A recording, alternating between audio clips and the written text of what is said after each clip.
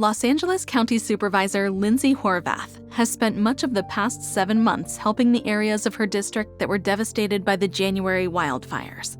She has met with residents, coordinated public and private resources, and helped to open schools and businesses. Horvath recently met in the Palisades with Jon Switalski of Rebuild SoCal Partnership to talk about what still needs to be done and about how reforming government can accelerate fire recovery. So the Palisades fire was called that because it broke out in the Palisades, but it impacted so much more. Basically from here, as far as the eye can see, and all the way down through Malibu, they've all been impacted in different ways. And that's why coming together at scale to help in the rebuild process is going to be so critical. This is just utter devastation. When you first heard that the fires broke out, what came to mind? I was actually at our Board of Supervisors meeting. We left the meeting and raced over to be on site with community members. We saw how it was spreading and knew that it was going to go beyond the Palisades community. And my heart was in my stomach, and knowing the conditions that had been predicted. And I was worried for the people who had to show up and protect people. It was unlike anything I've ever experienced before in my life. You must have known many people who have been affected, lost their homes, lost their businesses. What has that been like? It is absolutely devastating to hear the number of stories, the magnitude of impact that people have felt as a result of this fire, the emotional and mental toll that it takes. I remember when we had our very first town hall meeting, there was a family from Malibu, a mother, a father, and 2 daughters, who came and talked to me afterwards. And their family sort of crystallized for me the range of experience that so many people were feeling and thinking through.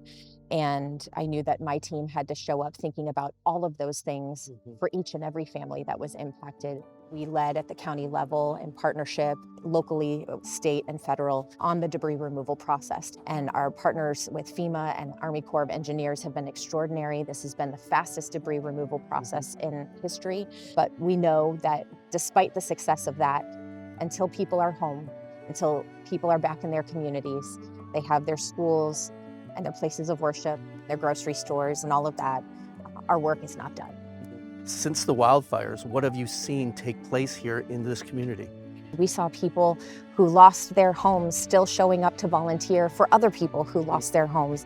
And that spirit of togetherness, I think, is really what got people through that immediate tragic time. It's what's given us hope that we will be able to come back together as a community. And long term, we know that we have to create a recovery and rebuild process that makes sense, that is streamlined, that is affordable, that gets people back into their homes and their neighborhoods as quickly as possible. We're now here at a cleaned up site. When you see this, what goes through your mind? I'm just so grateful for the people who have done this work in record speed to give people hope that they can come back into their communities. That means grocery stores and schools. It means places of worship and community centers. And so we can't do that without skilled, trained labor, and we have very important signs of progress at this stage. There have been many academics that have weighed in to suggest that it's tough to build big projects in California, and really there's too many vetoes along the way, and it almost makes it impossible in many cases. You know, there's the city, there's the county, there's the state, and all coming with different regulation. So what we have been proposing is creating a rebuilding authority for the entire region. We want to be able to purchase materials at scale to help drive down the cost. We want labor to be at the table because we are setting standards for safety and healthy work environments, but also making sure that we are creating good paying jobs, that we are using the expertise of the industry to inform this rebuild. So we do so quickly, safely, and with all of the experts' best practices in mind. We see in times of crises that the infrastructure is so interrelated. Roads and evacuation routes, water systems. What have you learned from the lessons of the fire that you would put forward in investing more into infrastructure? We need to make sure that we're undergrounding utility equipment. We've seen how that has been a contributor to some of the devastation that we have seen. One of the things that I did as chair of the Board of Supervisors is do a countywide look at our water systems infrastructure. And we need to be addressing our water systems and that we're investing in the kind of infrastructure that we need for safe, clean drinking water, for water to fight fires, for everything that we need in our future.